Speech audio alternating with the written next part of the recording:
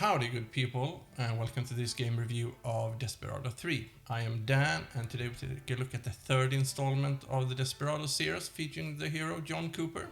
If you are new to the Desperados series, let me tell you a little bit more about it. It's a real-time strategy, stealth kind of story-driven game set in the Wild West. It's out on PC, PS4 and Xbox on the 16th of June. So, what makes it different from the rest of the games in this series, you might wonder? Well, for instance, this time they added hardcore to the name, and the rest I will show you eventually in a little bit. So, saddle up, dear viewer, and let's get into this review. So, let's dive into this game's story and start with its monomyth, or hero's journey if you prefer that description. It's in the year of our Lord 1870, and we will see the story unfold in both USA and Mexico. You start off by being out with your pa on a good old cowboy father and son bonding experience while looking for the story's main villain called Frank. Following the bread and butter hero's journey involving parents, you get told that you are not ready for this and you cannot carry a gun until you know how to handle a knife. Good job, boy. You know the drill. You wait till I'm back. Thought I was ready this time. Next time, I bet. I said the same thing last time. Why can't I come with you? Just give me a gun. A gun, huh?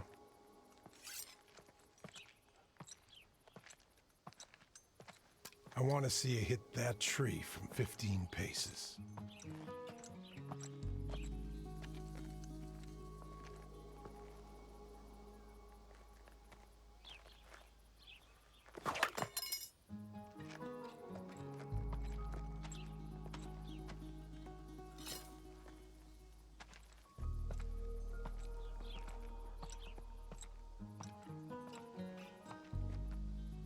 When you pull that off, you're ready for a gun. See you later, Johnny.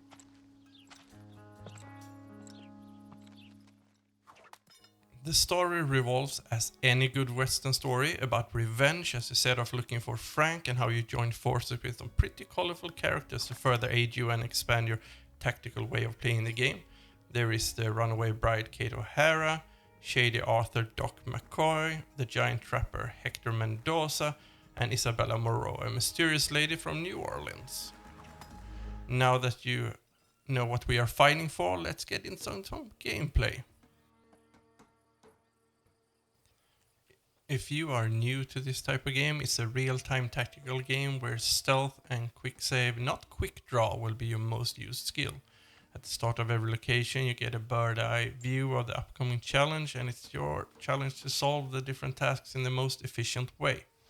All your heroes have special skills to aid you, so it's mostly your imagination that is put through the test.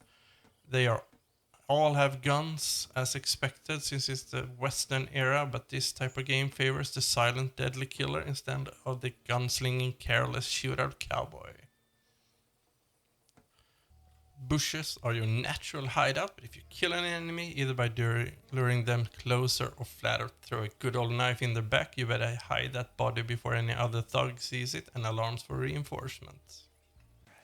You are gradually introduced to tougher enemies, because what fun would it be if everyone would die of the first gunshot? For me that is okay, and it's also a pretty common game mechanic. As a bonus, you don't have to worry about accuracy percentage when you're shooting, so no missed shots.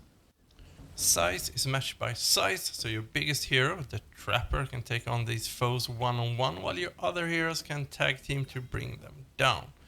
There are also environmental ways of disposing your foes, like rock formation and other things, just strategically placed around the map for you to use.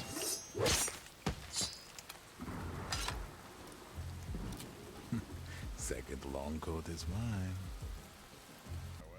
The countdown timer is a really good thing to have, since I often find myself so into planning and execution that I forget to quick save and otherwise have to repeat some previous actions since I suddenly get spotted and die. This feature is of course optional if you prefer not to be reminded, but let's look at this and jump into the game mode I have had the most fun with. Welcome to Showdown mode, the mode where you can play your hero's next moves and then enjoy it playing out like a good old western movie. The mode is ton of fun and I got a real feeling of satisfaction when it plays out just as I planned. You can change your command like a stealth kill, picking up the body and dropping it up in a bush, but good to know is that not all skills are chainable like Cooper's 2 guns, and a throwing knife is not like that, but that makes it more exciting to throw it manually.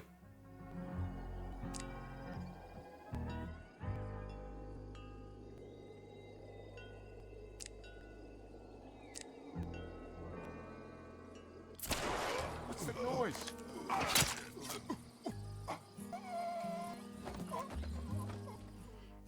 Perhaps you made what you think is the most beautiful clearing of the map, or want to show your family on the next family gathering that you are a true cowboy material and should be allowed to wear those boots and hat the next Christmas dinner, then the replay mode is here to save you. After each map you can watch your own gameplay and analyze data like kills, saves and other goodies. Also a new thing for this genre is the use of civil zone, a zone where you can freely walk around and scout out different ways to approach a target. NPCs can, if you're listening in, be helpful in handing out pointers about how to complete your mission. And if you act suspicious, I managed to do that by just standing around in the wrong place for a lengthy period of time. Things will get complicated with the arrival of reinforcement for the thugs.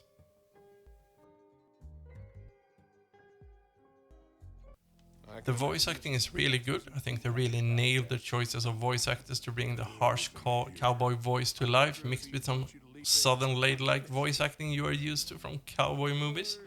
But here the ladies hold up for themselves and have their own ways of handling foes. The soundtrack is great and adds to the whole gunslinger feel of game. Let's listen to this dialogue. Maybe you're right. Wouldn't want the bride to get nervous. Well, she has every reason to be. Pardon? I don't think she'll be happy when she finds out you sold off her family ranch. So it's time to talk about the full experience of what I think is the key aspect of the game to help you decide if this is the game for you. I have shown you most of the game features and explained the story, and the narrative is good.